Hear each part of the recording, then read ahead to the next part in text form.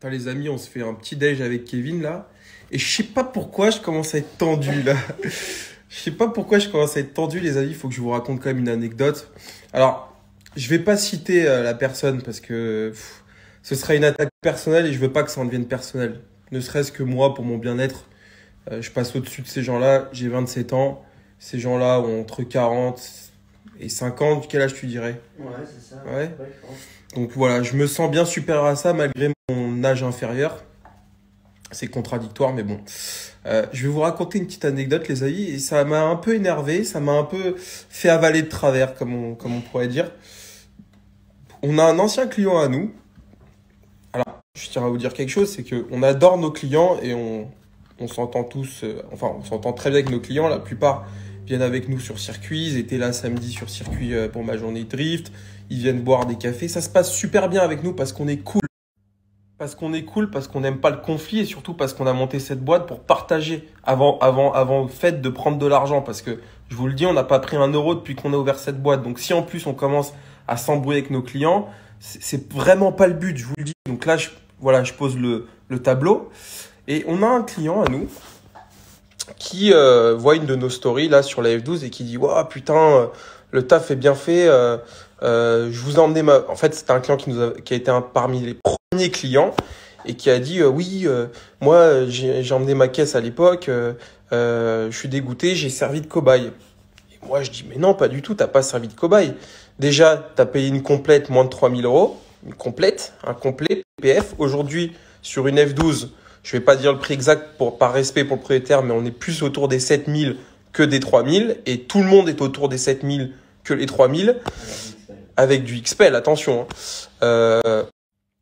Donc, j'explique ça à la personne, à notre client et ancien client, parce que je veux pas revoir cette personne dans mon atelier, évidemment. C'est évident. Je lui explique que si on lui a fait payer 3000 euros, c'est peut-être parce qu'on commençait. Et en plus, il nous suit sur les réseaux sociaux, donc il sait qu'on commence. Et comme on lui avait dit à l'époque, on lui avait dit attention, ta voiture sera protégée. Mais à 3000 euros, c'est évident que tu n'auras pas la qualité d'un PPF à 7000 euros. Et ça ne veut pas dire que tu sers de cobaye.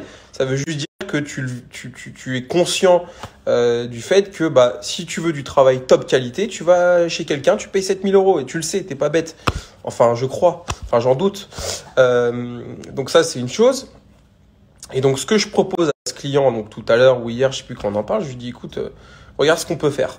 Je te paye juste la matière, juste un rouleau de XPEL. C'est ce que ça va nous coûter pour faire ta voiture. Et on te refait ta voiture gratuitement en termes de main-d'œuvre. On ne te fait pas payer le temps. Pourquoi? Parce qu'on estime que le deal est plutôt cool. C'est-à-dire que tu as payé moins de 3000. Là, tu vas payer à peu près 2000. Donc, pour 5000, tu vas te retrouver avec une voiture qui sera parfaite parce qu'aujourd'hui, on travaille très bien.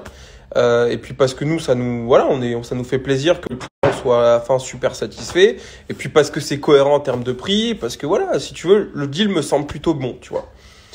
Et là, le mec, il me fait des menaces. Il me dit, ouais, non, mais je suis pas content. J'ai été patient. Jusqu'à présent, j'ai fermé ma gueule. Maintenant, je vais parler sur vous et tout. Un mec de 50 ans ou 40 ans, s'il te plaît. Je veux dire, même moi, à 27 ans, regarde, il y a une semaine, j'étais chez BMW à Vélizy pour ma bagnole. On m'a fait de la merde. Est-ce que je vais cracher comme un mongol en story? Je le fais quand ça me saoule vraiment, mais en vrai, faut être un peu mature. Faut pas se comporter comme un enfant de 15 ans, mon ami. Ça sert à rien. C'est pas comme ça que tu auras les choses. Donc moi, ce qui m'énerve là-dedans, finalement, c'est déjà qu'on me menace. Ça, j'aime pas qu'on me menace. Surtout quand j'estime que la proposition que j'ai faite est loin d'être irrespectueuse. J'ai toujours respecté mes clients et je respecterai toujours les gens qui me respectent.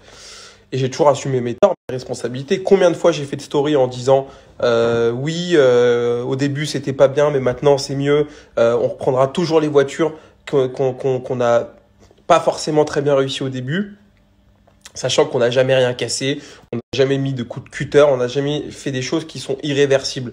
On a même certains clients et on les a remboursés. Enfin, on a toujours fait la part des choses entre ce qu'il faut faire, notre société, et la satisfaction du client qui doit arriver normalement en bas de la pyramide, le truc fondamental, tu vois ce que je veux dire?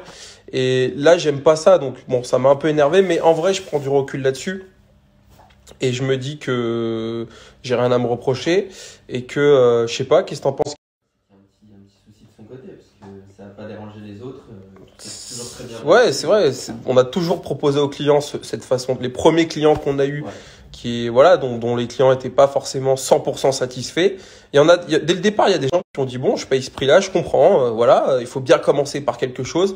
Il y a des gens tolérants. Souvent, c'est les chefs d'entreprise parce qu'ils savent que voilà, c'est compliqué au début. On prévenait vraiment. Mais bien sûr qu'on prévient, mais de toute façon, déjà on prévenait. En plus de ça, frérot, une complète 3000 euros. Ça n'existe pas. Aujourd'hui, il y a des gens, ils font une face avant dans ces prix-là.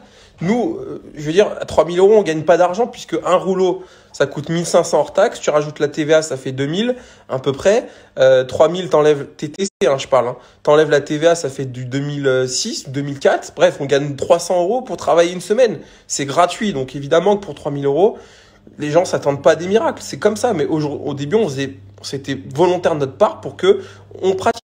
Donc voilà. Dernière petite story, après j'arrête de vous saouler.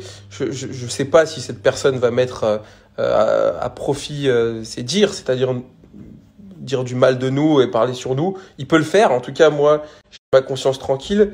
Et ce qui est sûr, et il faut aussi le dire, c'est que je rentrerai pas dans ce petit jeu de l'un parle de l'autre, machin. Moi, je veux dire, ça, je l'aurais bien fait il y a quelques années, peut-être.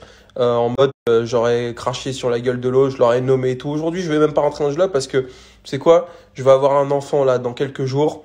J'ai une société qui commence à tourner, j'ai d'autres activités, je gagne ma vie, j'ai 27 ans. J'ai pas attendu papa et maman pour me payer une Porsche, tu vois ce que je veux dire?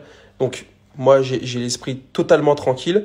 Je voulais juste vous raconter cette petite story pour vous, futurs créateurs d'entreprise. Le plus chiant, les amis, c'est pas ce que vous pensez. Voilà, bonne journée à vous.